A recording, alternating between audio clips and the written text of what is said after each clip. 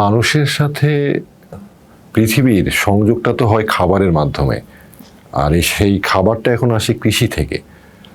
তো আপনার খাবারের প্লেটটাই তো দর্শন। এখন আমাদের যেই কৃষিটা হচ্ছে দেশে অধিকাংশ জায়গায়, এখানে দেখবেন অধিকাংশ ক্ষেত্রে ভুট্টা চাষ হচ্ছে, তামাক চাষ হচ্ছে। তো এটার সাথে তো আমার খাবারের সংযোগটা কম। কৃষককে কখন আমি আসলে আমার এই খাবারের প্লেট থেকে বিচ্ছিন্ন করলাম? তো এখন যদি আমরা আমাদের খাবারের প্লেটটা দেখি, যে আমরা সকালে, দুপুরে, রাতে বা অন্য সময় যে খাবারগুলো খাই, এর কতটুকু আমাদের এখানে হয় বা ওগুলো কিভাবে উৎপাদিত হয়েছে, তো এটাই তো আমার সাথে প্রকৃতির সংযোগ। আমার খাবারটা কোত্থেকে আসছে আমি তো এটা জানি না। মানে উৎপাদক এবং ভোক্তার মাঝে একটা বিশাল বিচ্ছিন্নতা। খাওয়াটা একটা খুব সেন্ট্রাল কনসার্নে ঢুকে যায়। এমনকি মা ফোন করলেও জিজ্ঞেস করে যে ভাত খাইছো নাকি বা ইত্যাদি, রাইট? এরকম একটা দর্শন আমাদের উপর চাপিয়ে দেওয়া হয়েছে যে এই খাবারগুলো অত ভালো নয়, এটা গরিবের খাবার।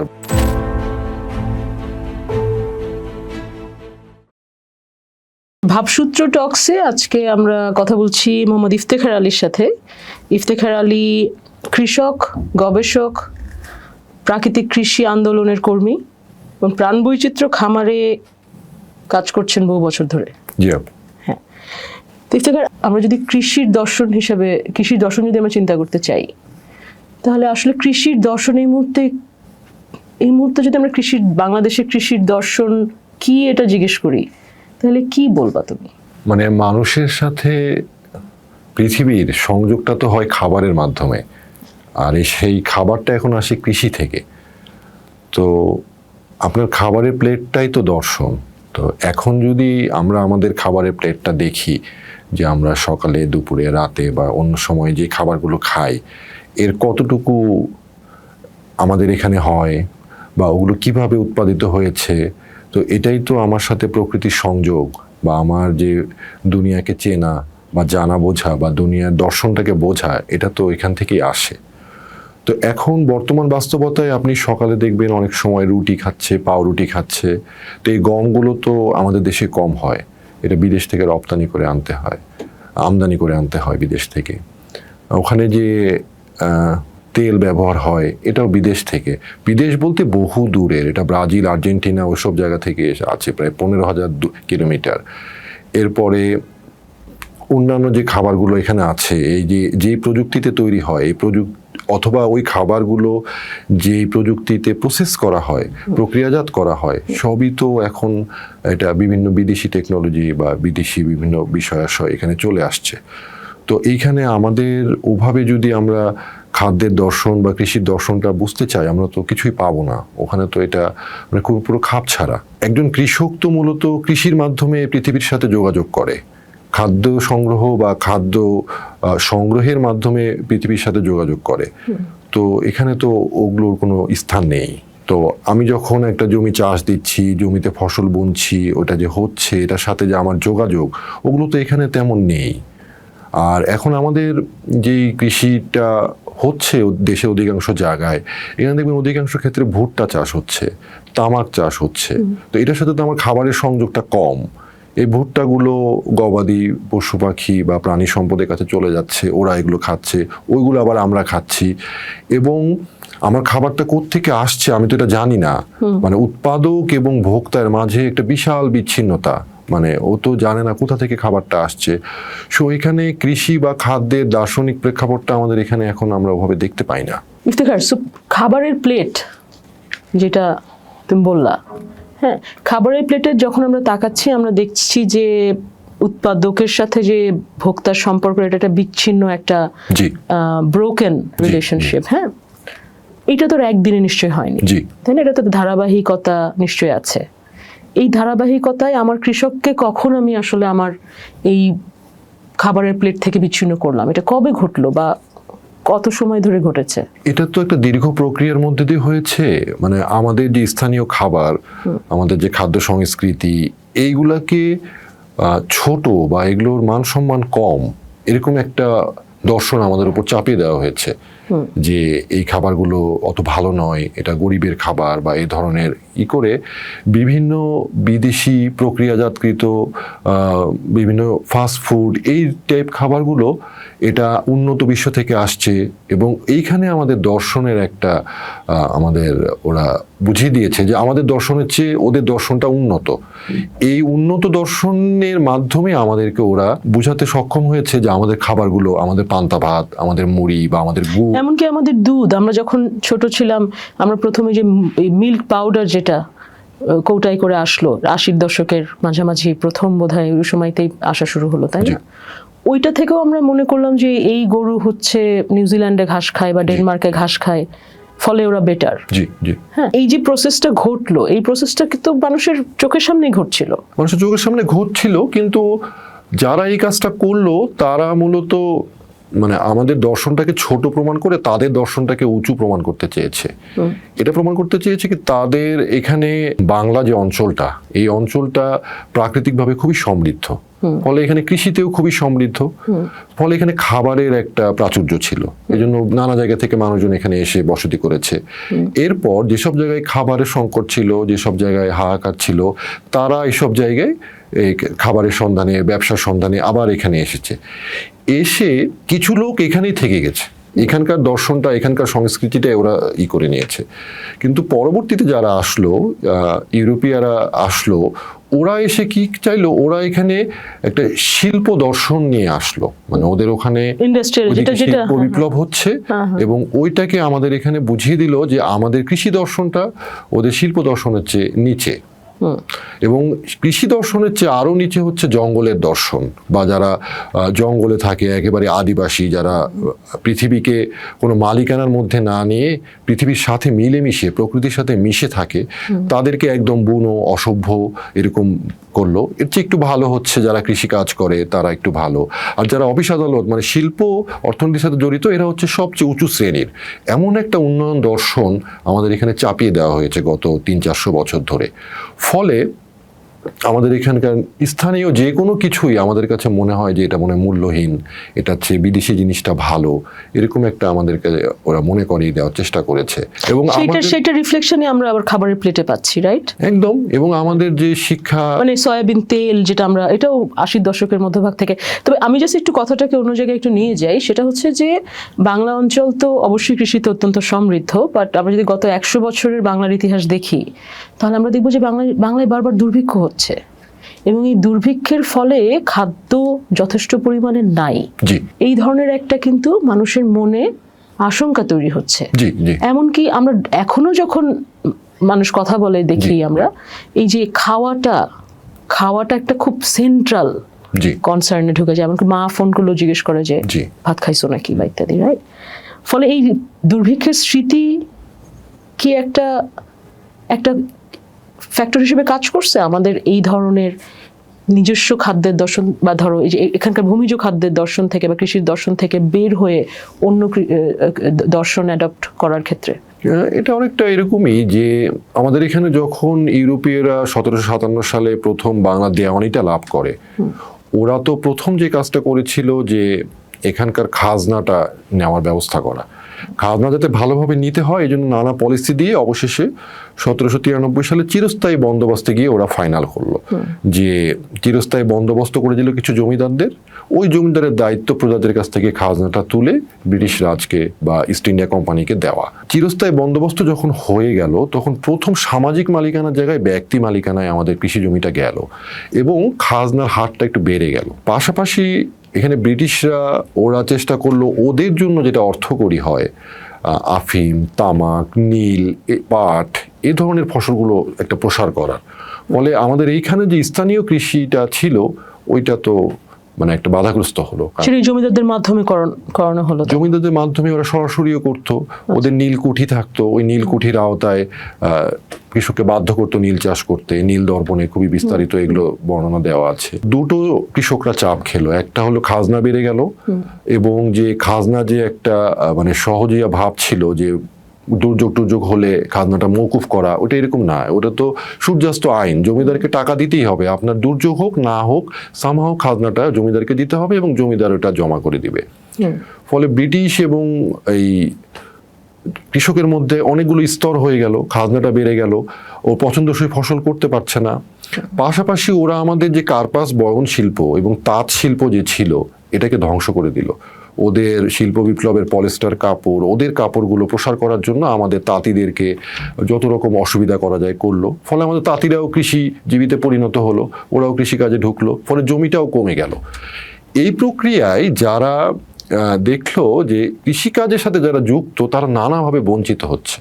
ফলে ওই সময় যারা বুদ্ধিমান বা ভালো কৃষক ছিল তারা কৃষিটা ছেড়ে দিয়ে এই ব্রিটিশদের সাথে অফিস আদালতে বিভিন্ন কেরানি বা এই ধরনের কাজের সাথে ঢোকার একটা চেষ্টা করলো।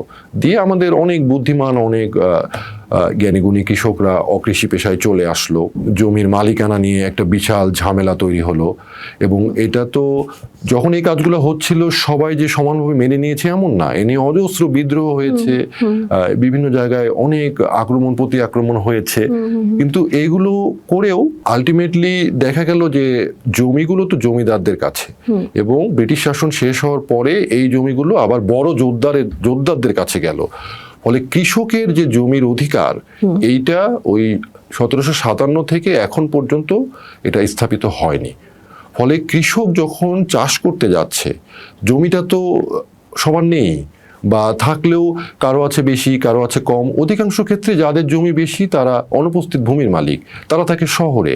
তারা শহরে নানা ধরনের পেশা, গ্রামের জমির আয়, এগুলো মিলিয়ে তাদের পরিবারের লোকজনকে অন্য আরো ভালো অকৃষি পেশায়, ভালো বলতে তখন থেকেই বেশি টাকা থাকলে একটা লাভ হবে এরকম একটা মানসিকতা আমাদের মধ্যে ঢুকিয়ে গেল। যে ধরেন কৃষিটা তো অনিশ্চিত, কিন্তু আপনি কেরানিগিরি করলে বা চাকরি করলে আপনি নির্দিষ্ট থোক টাকা পাচ্ছেন। এবং বিশ্বযুদ্ধগুলোর সময় অজস্র কালোবাজারি হয়েছে। এখানে যারা ব্যবসায়ী শ্রেণী, তারা যারা কালোবাজারি করেছে তারা অনেক টাকার মালিক হয়েছে। ওরা আবার জমিদারদের জমিগুলো কিনে নিয়েছে। এখানে জমিদার ব্যবসায়ী নানা রকম দ্বন্দ্ব তৈরি হয়েছে। তো সব মিলে যার কাছে বেশি টাকা আছে সে সমাজে উঁচু শ্রেণীর মানুষ, এরকম একটা মানসিকতা আমাদের এখানে চালু হয়ে গেছে। এবং আমরা এটাও দেখছি, মানে এটা তো ধরো ঐতিহাসিক একটা আমরা বোঝার চেষ্টা করছি যে কৃষির এটা, কিন্তু এখন এই যে স্বাধীনতা, আমাদের স্বাধীনতার পরে, এবং আমরা তো স্কুল কলেজে পাঠ্য বইতে পড়ছি যে বাংলাদেশ একটি কৃষিভিত্তিক নদীমাতৃক দেশ। হ্যাঁ, কৃষিভিত্তিক দেশে আসলে এখনো আমরা দেখি যে কৃষকের যে কৃষিকাজ করে তার সেই সামাজিক সম্মানটা নাই।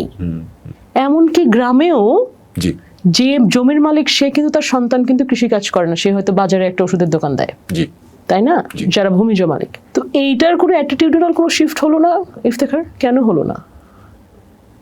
ওরা যখন শিল্প অর্থনীতিটা চাপায় দিল, শিল্প অর্থনীতি কি হয়, এটা শিল্প কারখানাগুলো নানা ধরনের ভর্তুকি পায়। বিদ্যুতে ভর্তুকি পায়, গ্যাসের ভর্তুকি, পানির ভর্তুকি, জমির ভর্তুকি। এবং এই শিল্প কারখানাগুলো যেসব জায়গা থেকে কাঁচামাল সংগ্রহ করবে, ধরেন জঙ্গল থেকে বাঁশ নেবে নিউজ প্রিন্ট কাগজ বানানোর জন্য বা অন্য কিছু সংগ্রহ করবে, এখানে সরকার খুবই ন্যূনতম মূল্যে তাদেরকে এটা সুবিধাগুলো দিয়ে দেয়। তো এইরকম নানাবিধ রাষ্ট্রীয় সরকারি বিভিন্ন ধরনের সুযোগ সুবিধাগুলো নিয়ে এই শিল্প খাতগুলো চালু থাকে এবং এইখানে একটা টাকার ফ্লো থাকে। তো এই টাকার ফ্লোটা তো কৃষিতে ওভাবে হয়নি, আমাদের কৃষিটা তো করতে পারিনি আমরা। টাকার ফ্লো হয়নি, কিন্তু আমরা দেখছি যে পৃথিবীতে, মানে কলোনিয়াল সময়ের পরের যদি কথা চিন্তা করি, বিভিন্ন বড় বড় কর্পোরেশন, এমনকি মার্কিন যারা সবুজ বিপ্লব বা গ্রিন রেভলিউশনের সাথে যুক্ত, রকফেলার ফাউন্ডেশন বা ইত্যাদি যে বড় বড় কর্পোরেশন যারা কৃষিতে বিনিয়োগ করছে, তো কৃষিতে তাহলে অর্থনৈতিক যদি কোনো লাভ নাই থাকে, তাহলে এরকম এত বড় ব্যবসা প্রতিষ্ঠান, কর্পোরেট প্রতিষ্ঠানগুলো, বা বাংলাদেশেও এখন আমরা দেখছি যে বিভিন্ন কর্পোরেট যারা কোম্পানি, তাদের কৃষিতে আগ্রহ বাড়ছে, অ্যাগ্রি বিজনেসের আগ্রহ বাড়ছে। টাকা না থাকলে তো এদের আগ্রহ বাড়ার কথা না, তাই না? আপনি তো বলছেন মূলত শিল্পায়িত কৃষি বা ইন্ডাস্ট্রিয়াল এগ্রিকালচারের কথা।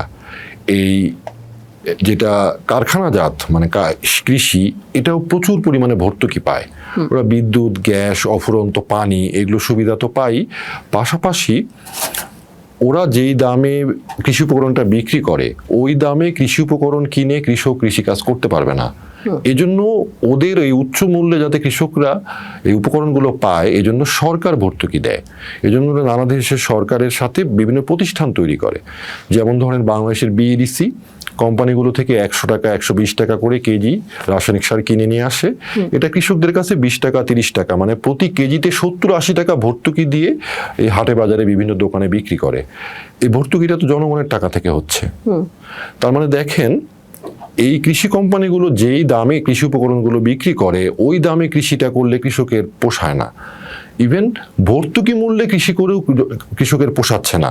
কিন্তু মাঝখান দিয়ে এই যে জনগণের টাকাগুলো সরকারের মাধ্যমে বিভিন্ন সার কোম্পানি, বীজ কোম্পানি, কীটনাশক কোম্পানি, কৃষি যন্ত্র কোম্পানি, মানে ইন্ডাস্ট্রিয়াল এগ্রিকালচারের কাছে চলে যাচ্ছে। মানে ওগুলোর মালিক আসলে কারা?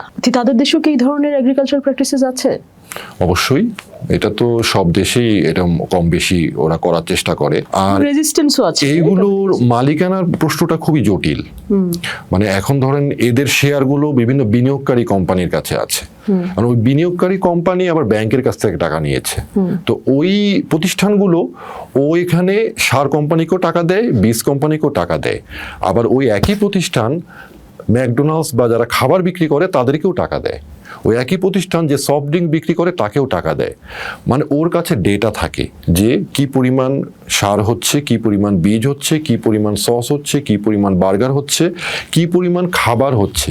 পুরো পৃথিবীর কৃষি এবং খাদ্য ব্যবস্থাটা তাদের নখদর্পণে, খুবই অল্প কিছু গোষ্ঠীর কাছে, এবং তারাই এই বিভিন্নভাবে বিনিয়োগ করে এই কোম্পানিগুলো দিয়ে কৃষিটা নিয়ন্ত্রণ করে। এই কৃষিটা নিয়ন্ত্রণ করতে গিয়ে এই কোম্পানিগুলো আবার একে অপরের সাথে খুব যোগাযোগ করে।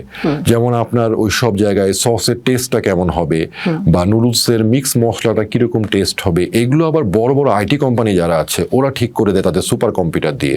ও আবার ওর কাছ থেকে হয়তো টাকা পাচ্ছে। তো এইভাবে পুরো কার টাকা যে কার কাছে যাচ্ছে এটা খুবই জটিল বিষয়। কিন্তু কিছু কিছু গবেষণা প্রতিষ্ঠান আছে ওরা এভাবে দেখে, ওরা এভাবে বের করেছে যে বর্তমানে পৃথিবীতে যত বীজ বিক্রি হয় এর প্রায় 50% মাত্র 4টা কোম্পানি বিক্রি করে, এবং এই 4টা কোম্পানি আবার 60% কৃষি রাসায়নিকও বিক্রি করে। আচ্ছা, যত ধরনের ব্রয়লার মুরগি, লেয়ার মুরগির জাত আছে এটা একটা বা দুটো কোম্পানি এই পুরোটা বিক্রি করে।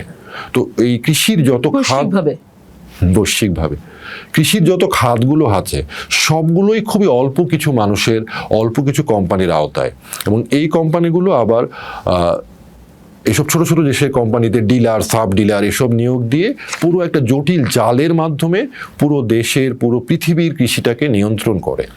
এখন এখানে যদি আপনি দার্শনিকতা বজায় রেখে আপনার খাবারটা খেতে চান, আপনার কৃষিটা করতে চান, তাহলে তোর ব্যবসাটা হবে না। ওর ব্যবসাটা তখনই হবে যখন আপনি ও দর্শনটা নেবেন।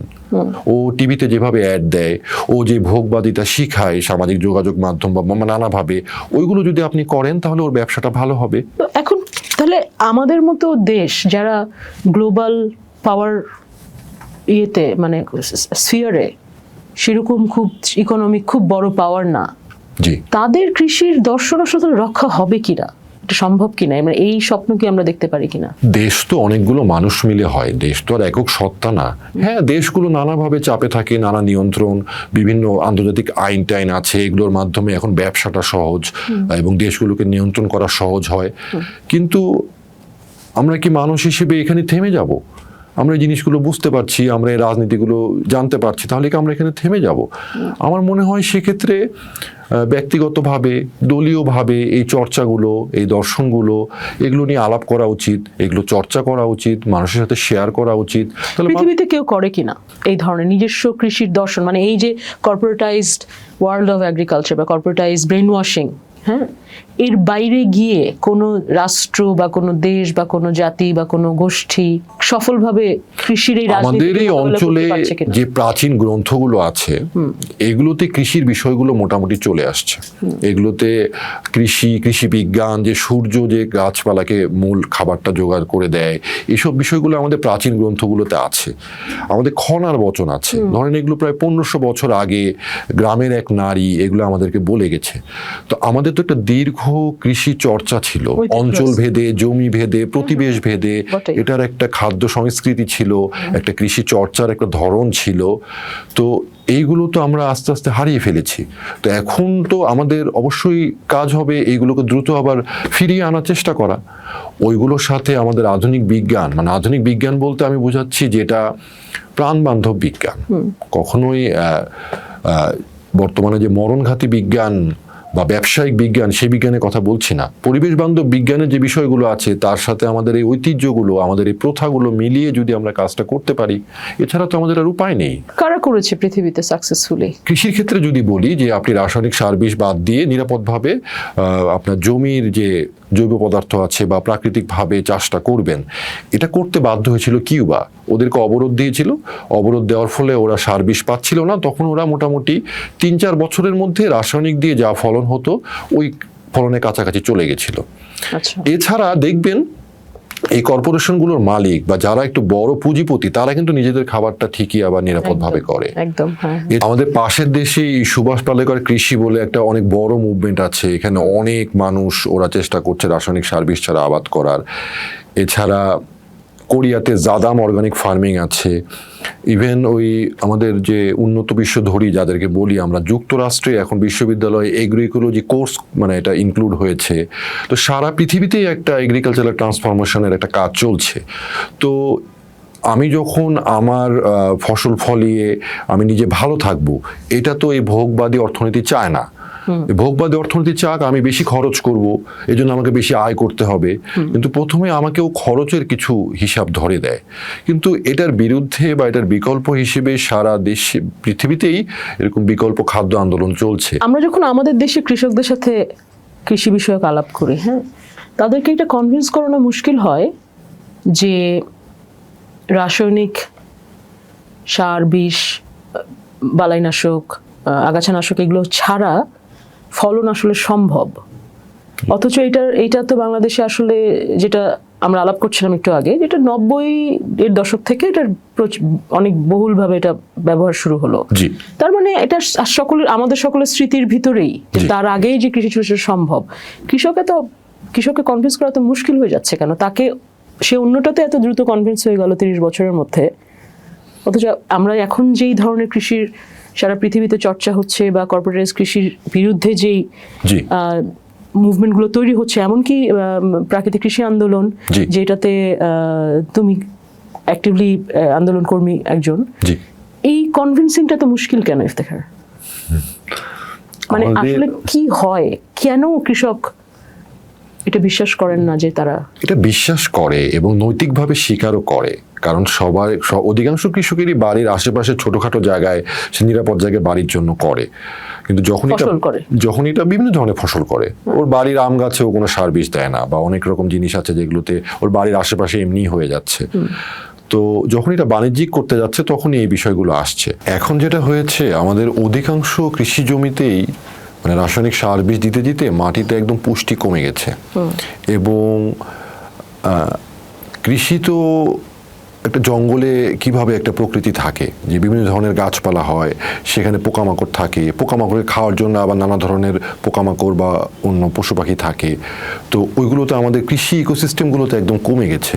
মানে আমাদের এখানে ধানের পর বায়োডাইভার্সিটি, যেটা ধানের পর ধানের একটা কৃষির যে প্রচলন হয়েছে, এর ফলে ঝোপঝাড়, বড় গাছ, ছোট গাছ সব তো কেটে ফেলেছে, বা নির্দিষ্ট কিছু ধরনের গাছ, বিশেষ করে বিভিন্ন আগ্রাসী প্রজাতির গাছ রোপণ করা হয়েছে সামগ্রিক এই উন্নয়ন দর্শনের আওতায়। এর ফলে ওই ফসলে যে শত্রু পোকাগুলো আছে, ওদেরকে খাওয়ার মতো যথেষ্ট শত্রু পোকা হয়তো এখন ওই কৃষি জমিটাতে নাই।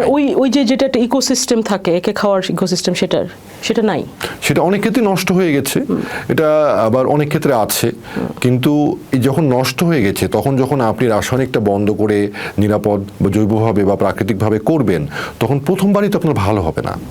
আপনার তো প্রথমবার মাটিটা, যেটা আপনি 30-40 বছর ধরে যে মাটি নষ্ট করেছেন, সেটা ঠিক করতে তো অন্তত 3-4 বছর তো লাগবে। এই 3-4 বছর যে ওর ফলনের একটা ঘাটতি হবে, এটা তো কেউ ভর্তুকি দিবে না। তো ওর কি ঠেকা এত প্রাণ প্রকৃতি পরিবেশ সবকিছুর কথা চিন্তা করে কৃষিটা করার? অন্য কোনো পেশার মানুষের মধ্যে তো পরিবেশ চেতনা নেই। একটা গার্মেন্টস মালিক যেমন তার ময়লাগুলো ইচ্ছে মতো নদীতে ফেলে দিচ্ছে, বা অন্যরা যেমন ময়লা ফেলে দিচ্ছে, এরকম কৃষকও অবাধে রাসায়নিক যা খুশি তা ব্যবহার করছে। এবং যে ব্যবহার করার পর যে ওই রাসায়নিক বিষের যে মোড়কগুলা, এগুলো আশেপাশের পুকুর, জলাশয়, নদী টদিতে সে ফেলে দিচ্ছে। কারণ অন্য কারোর মধ্যে তো এই চেতনাটা নাই। তার কি ঠেকা এই প্রাণ প্রকৃতি সুরক্ষা রেখে কৃষিটা করার? অথবা সে যদি নিরাপদভাবে কৃষিটা করে, এটার জন্য তো আলাদা মূল্য বা আলাদা সম্মান সে পাচ্ছে না। আমরা ইদানিং একটা শ্রেণী তৈরি হয়েছে যারা এই নিরাপদ কৃষির প্রসারে কাজ করছে, অনেক উদ্যোক্তা তৈরি হয়েছে, কিন্তু এটা তো খুবই ছোট একটা মানে শ্রেণীকে আমরা কাভার করছি। এটা তো মানুষ তো বুঝতে পারছে না যে আমি যে রাসায়নিক সারে আমার টাকাটা ভর্তুকি চলে গেছে, গত বছর প্রায় 28,000 কোটি টাকা ভর্তুকি গেছে। এই টাকা তো আমি যে বাজারে ফসলটা কিনতে যাচ্ছি ওটার সাথে যোগ করতে হবে।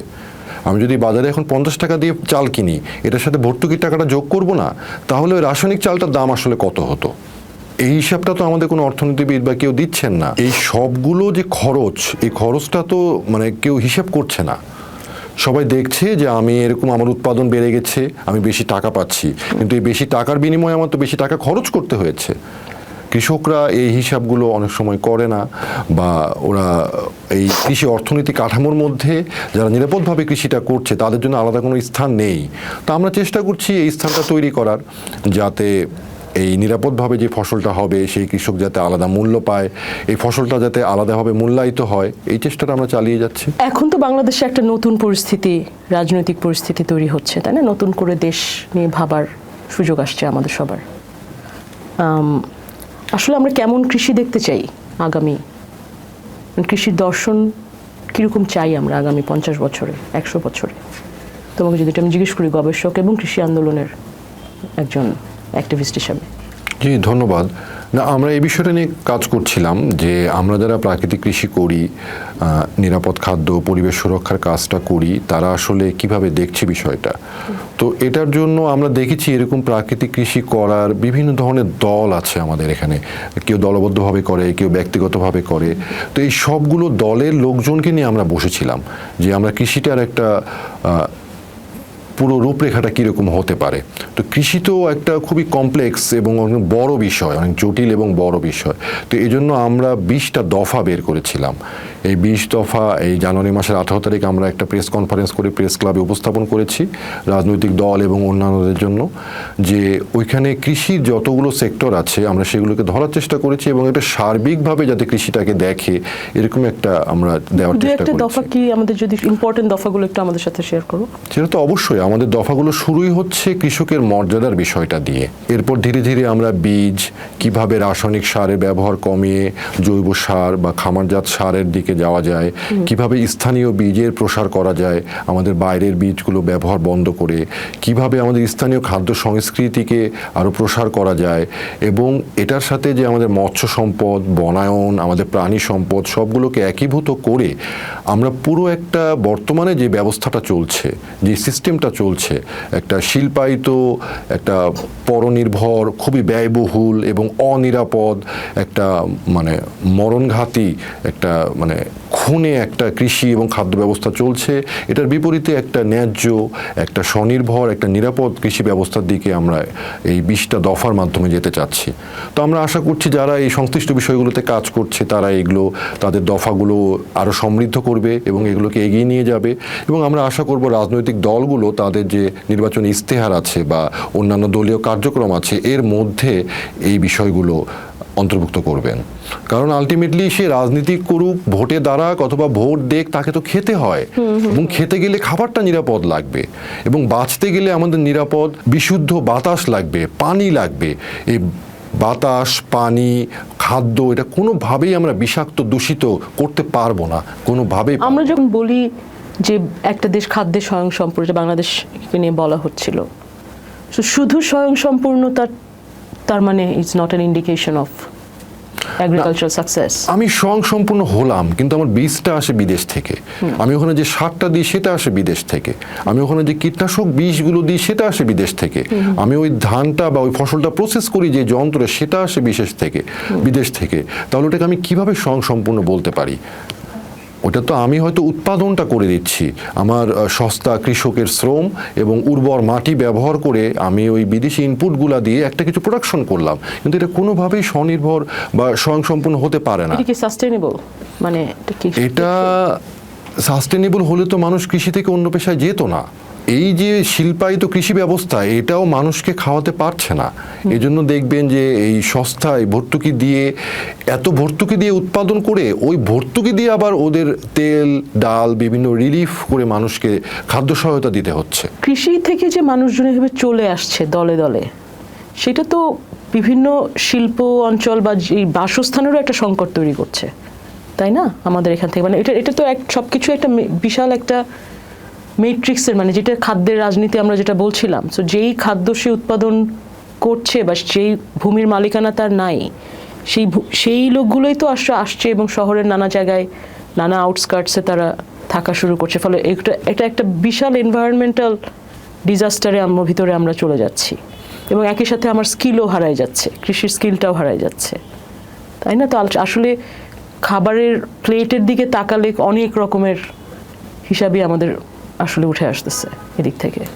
অবশ্যই আপু, এবং এই যে কৃষকরা কৃষিটা ছেড়ে অন্য পেশায় চলে যাচ্ছে, সে যে জমিটাতে গত কয়েক বছর ধরে কাজ করেছে, সে কিন্তু ওই জমির আবহাওয়াটা, ওই জমিতে কি ফসল হয় এটা খুবই ভালো জানে। তো সে যখন জমি থেকে বিচ্ছিন্ন হয়ে যাচ্ছে, নতুন কেউ যখন ওই জমির সাথে যুক্ত হচ্ছে, তার পক্ষে কিন্তু ওইভাবে কৃষিকাজটা করা সম্ভব হবে না। এবং কৃষি থেকে বা এ ধরনের পেশা থেকে মানুষকে মানে বিচ্যুত করতে পারলেই তো আপনি এরকম ফুটপাতের হকার বা এ ধরনের বিভিন্ন অনানুষ্ঠানিক খাত যেগুলো আছে এইগুলো চালিয়ে যেতে পারবেন।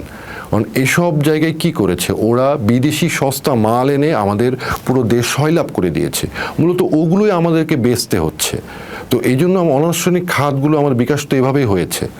তো আমাদের নিজেদের যে জিনিসগুলো আছে ওগুলোকে ধরেন, এটাকে মানে আমাদের শিক্ষা ব্যবস্থাটা ছিল বিদেশমুখী, মানে বা শহরমুখী, শহরে যেতে হবে, বিদেশে যেতে হবে।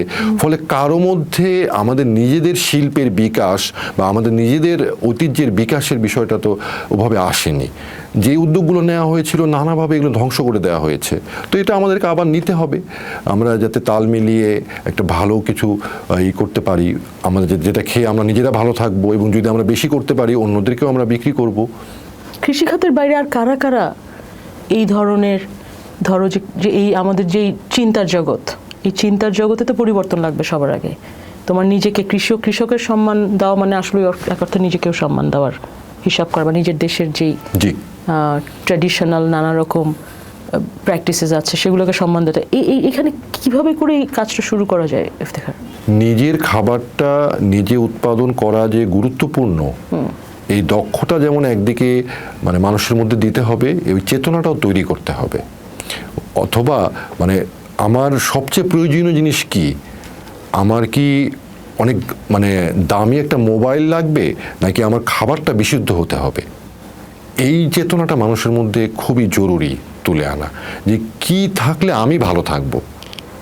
নিজেকে যদি ভালো রাখতেও চায়, ও পৃথিবীটাকে ভালো রাখবে। ও তখন কোনোভাবে রাসায়নিক দিতে পারবে না, ও তখন কোনোভাবে অতিভোগ, অধিক এক্সপ্লয়টেশন এগুলো করবে না। কিন্তু এই চেতনা যদি না থাকে, ওর মধ্যে যদি খালি আরও পাওয়ার মানে ভোগবাদিতার একটা চেতনা থাকে, তাহলে তো এই কথাগুলো কোনো দাম থাকলো না। বাংলাদেশের কৃষির রাজনীতি আর খাদ্যের রাজনীতি ইফতেখার, জি, এই দুইটা কিভাবে কানেক্টেড? কৃষি তো অন্যতম একটা অংশ খাদ্য, মানে এছাড়াও তুলা বা এ ধরনের খাদ্য ছাড়া অনেক কিছু কৃষিতে মানে চাষ করা যায়। তো কৃষিতে যখন একটা জায়গা বা একটা দেশ স্বনির্ভর হয়, তখন তার একটা শক্তি থাকে। তো এই শক্তিটা অর্জন করে আমাদের চেষ্টা করতে হবে যে কিভাবে আমরা নিজেদের পায়ে দাঁড়াতে পারি, নিজেদের সম্পদগুলোর বিকাশ করে, নিজেদের ঐতিহ্যগুলোর বিকাশ করে। আমি বলছি না সবাইকে মাঠে নেমে কৃষিকাজ করতে হবে, কৃষির আরও নানা জায়গা আছে যেখানে অবদান রাখা যায় পরিবেশটাকে ভালো রেখে, একটা ন্যায্য অবস্থা থেকে। এইভাবে আমরা যদি আমাদের কৃষিটাকে বোঝার চেষ্টা করি, আমাদের খাদ্য ব্যবস্থাকে বোঝার চেষ্টা করি যে কতটুকু খাবার কখন কিভাবে খেলে আমাদের শরীরের জন্য ভালো। মানে এটা তো একরকম নয়, একটা পাহাড়ে মানুষ যে থাকে তার খাদ্যাভ্যাস সমতলে খাদ্যাভ্যাস একটু ভিন্ন হতে পারে, আবার জলের ধারে যে থাকে, অন্য জায়গায় যে থাকে, চরাঞ্চলে যে থাকে তার একটা আলাদা হতে পারে। তো অঞ্চল ভেদে একটা মানুষের ভালো থাকার জন্য কি ধরনের খাদ্য কতটুকু দরকার, এই হিসাবগুলো আমাদের করা দরকার। কতটুকু দরকার আসলে আমার কি খাওয়া উচিত? আমি যখন বাজারে যাব খাবার কিনতে, ধরো ঢাকা শহরের একটা কোথাও আমি বাজার করি, জি, আমি খাবার কিভাবে কিনবো? আসলে কিভাবে খাবার কিনলে আমি নিজে নিরাপদ থাকবো বা আমার পরিবার নিরাপদ থাকবে? মানুষের এই প্রশ্নটা তো খুব একটা জরুরি প্রশ্ন, তাই না? সবাই কিন্তু আসলে নিরাপদ খাদ্য খুঁজে নিজের জন্য। এবং জি জি, সো ও বাজারে গেলেও কি করবে আসলে? কারণ সে যে খাবার দেখছে সেটা যে নিরাপদ কি না সেটা সে চেনার উপায়টা কি? সবচেয়ে বড় কথা, যেখানে সে আছে তার আশেপাশে যে খাবারগুলো হচ্ছে সেই খাবারগুলো তার আবহাওয়া অনুযায়ী তার জন্য ভালো। এখন 2 নাম্বার প্রশ্ন, যে খাবারটা আমি কিনছি সেটা নিরাপদ কিনা, এটা তো বিশ্বাসের একটা জায়গা। তার মানে যে খাবার উৎপাদন করছে তার সাথে আপনার যোগাযোগ রাখতে হবে। আপনি যদি নিজে উৎপাদন না করেন, যে উৎপাদন করে তার সাথে একটা নিবিড় যোগাযোগ রাখতে হবে। সেটা কি ঢাকার মতো শহরে বা ধরো নিউ ইয়র্ক, লন্ডনের মতো শহরে সম্ভব? এটা তো অবশ্যই সম্ভব। আপনি যদি কোনো কৃষককে বলেন যে আমার এতটুকু লাগে, তুমি আমাকে এটা করে দাও, লাভ যতটুকু হতো আমি তোমাকে দিচ্ছি, আপনি যদি কৃষককে এটা কনভিন্স করতে পারেন একা অথবা দলগতভাবে, তো এটা তো করাই যায়। এটা হচ্ছে কিন্তু বাংলাদেশে। আপনি যদি বিচ্ছিন্ন থাকেন, আপনি খাবারটা কোত্থেকে আসছে না জানেন, তবে নিরাপদ খাবারটা নিশ্চিত করা খুবই কঠিন কাজ। এটা আপনার উৎপাদক অথবা যে বিক্রি করছে তাদের মধ্যে একটা নিবিড় যোগাযোগ, একটা বিশ্বাসের সম্পর্ক এখানে খুব গুরুত্বপূর্ণ।